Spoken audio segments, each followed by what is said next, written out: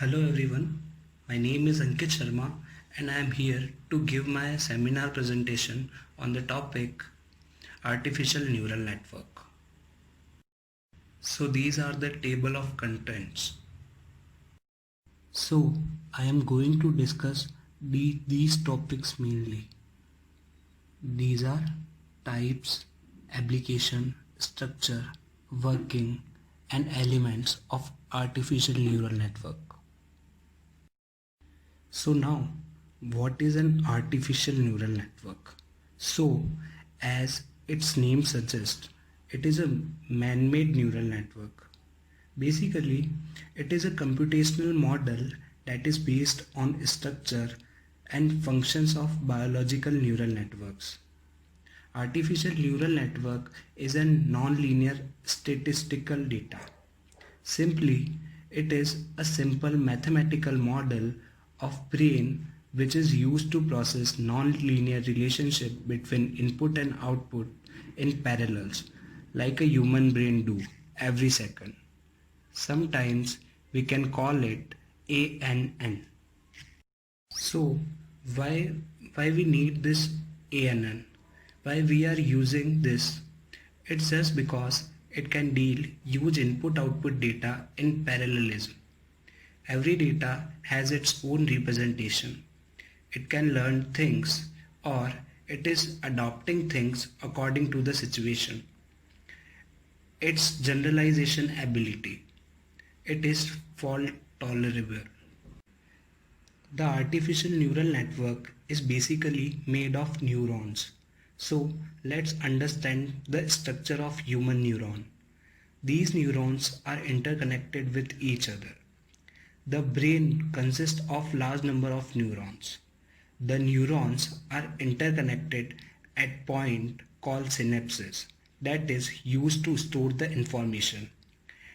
Dendrites transfer the information from one side to other.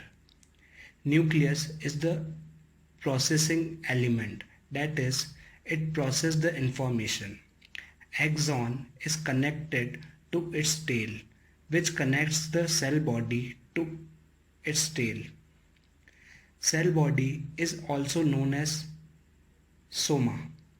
Input connection is done by axon. These neuron performs basically these functions. All the input to the cell, which may strength of connection or frequency of the incoming signal. These are all summed up. The input sum is processed by a threshold function and produces an output signal. So, as we understood the biological neuron, we can continue to the structure of artificial neural network. Generally, the working of human brain by making the right connections is the idea behind artificial neural network. Here, neurons, part of human brain that was composed of 86 billion nerve cells, also connected to other thousands of cells by axons. Although there are various inputs from sensory organs that was accepted by dendrites, as a result, it creates electric impulses that is used to travel through the artificial neural network. Thus, to handle the different issues, neuron send a message to another neuron. As a result, we can say that artificial neural networks are composed of multiple nodes that imitate biological neuron of a human brain. Although we connect these neurons by links, also they interact with each other. Although nodes are used to take input data, further perform simple operations on the data.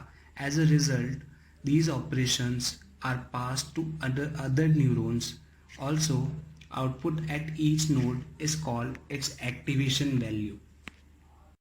So, for better understanding, let's take an example. We accidentally placed our hands in a hot frying pan. So, the function we took are as follows. The skin, a sensory organ, generates a signal and sends it to the brain that is basically consisting neurons, and the data is collected by neurons, and appropriate action is taken. Basically, we took away our hand from the pen. So, as we discussed, there are basically three layers, that is the input layer, the hidden layer and the output layer. So, the various input we get, the signal get with the different weights, values, and these links check their connection internally in the hidden layer and gives the response accordingly as the output. There are three elements of artificial neural network. These are processing unit, in which we learn about the weight value, types of input, the activating function, etc. The second one is topology, that is the various type of neural networks. The third one is the learning algorithm. Let's understand the type of artificial neural network. Generally, there are two types of ANN. These are feed forward and feedback. In feed forward, the information is unidirectional or goes in one direction only. That is, one unit is sent to another but not receive any information from them. This type of system is used in pattern recognition as input and output are fixed. Feedback type artificial neural network. This is also called as recurrent neural network. In this particular artificial neural network, it allows feedback loops, also used in content addressable memory. By the diagrams of various neural network, we can understand that each arrow represents a connection between two neurons. They indicate the flow of information, and each connection has a weight that used to control signals. If the input is good that was generated by the network, then we don't require to adjust the weight. Although if poor output generated, then surely the system will alter the weight to improve the results. These are the various type of network subdivided in feed forward and feedback network. So these are the topologies. The method by which the optimized weight values are attained is called learning. In the learning process, try to teach the network how to produce the output when the corresponding input is presented. When learning is complete, the trained neural network with the updated optimal weights should be able to produce the output within desired accuracy corresponding to an input pattern. So there are basically different types of learning algorithm in the artificial neural network. These are mainly supervised, unsupervised or hybrid. In supervised learning, the teacher is present. For example, the teacher teaching an example, that is, he knows his answer. So by this we can understand that the network is provided with the correct answer for every input pattern. Weights are determined in this. The backpropagation algorithm is an example of supervised learning. The best example for understanding the supervised learning is a child learns about various things with their names because simultaneously told by their parents. Here, the thing is the input and the parents told are the teacher by which the child learns when he grows is the output response. In unsupervised learning, there is no teacher present, so the answer we get is associated with each input patterns. The best example of unsupervised learning is learning in our adulthood. That is, without guided by parents, understanding with our mistakes. And the hybrid learning, it is the combination of both supervised and unsupervised learning.